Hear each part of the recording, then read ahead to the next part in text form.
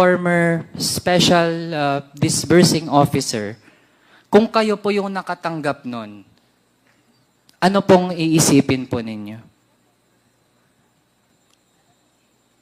Mr. Chair, kasi hindi naman po expert, pero kung ako po, ito double check ko po siguro.